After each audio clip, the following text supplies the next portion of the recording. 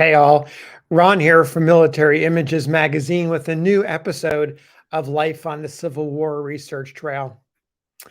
You know, some of the writings from the Civil War period that I find most intriguing are passages when an individual attempts to describe sounds, emotions, feelings of friends, of comrades, of those who are suffering.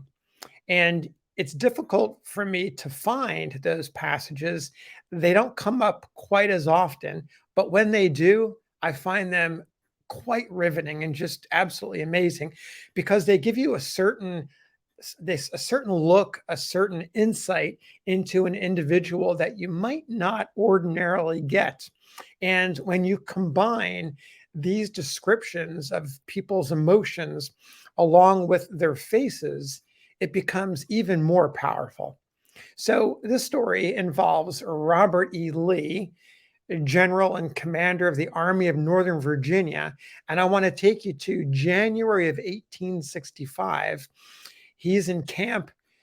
Those of you who are students of the Civil War know that he's had a rough 6 months. The siege of Petersburg and Richmond is taking a serious toll on his army. And meanwhile, over in the Atlantic Ocean, Raphael Semmes, the captain commander of the Raider Alabama, has had his own difficulties. In the summer, in July of 1864, he lost his ship, the Alabama, to the Kearsarge off the coast of France and made his way back eventually to the United States after being rescued by an English ship. He had suffered a slight wound in his hand. He was recovered and now coming back to the Confederate States after a long time away and seeing the devastation as he traveled up through the South to Richmond. So by the time he gets to meet with Lee, he has seen the war and how it's ravaged the land and how it's taken a toll on the people. So Semmes finally makes his way to Richmond and he makes his way over to see General Lee. Now, in Semmes's memoir, his post-Civil War memoir, he writes about this meeting.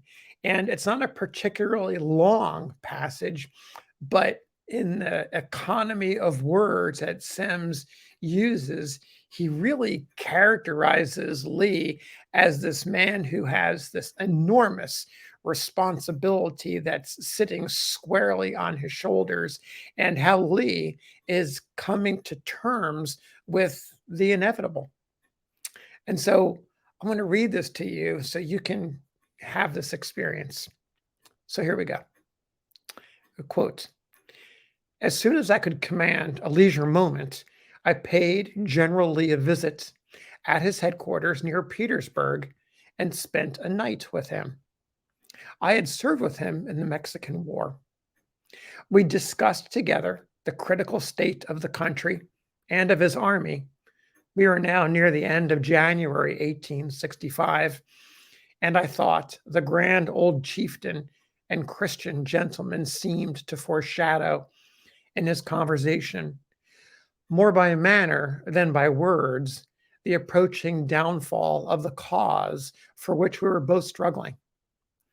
I had come to him, I told him, to speak of what I had seen of the people and of the army in my transit across the country, and to say to him that unless prompt measures could be devised to put an end to the desertions that were going on among our troops, our cause must inevitably be lost.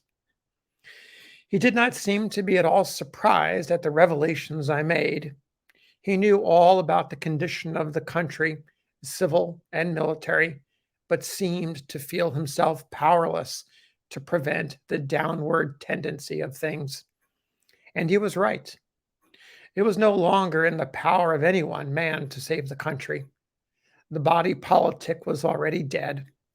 The people themselves had given up the contest, and this being the case, no army could do more than retard the catastrophe for a few months.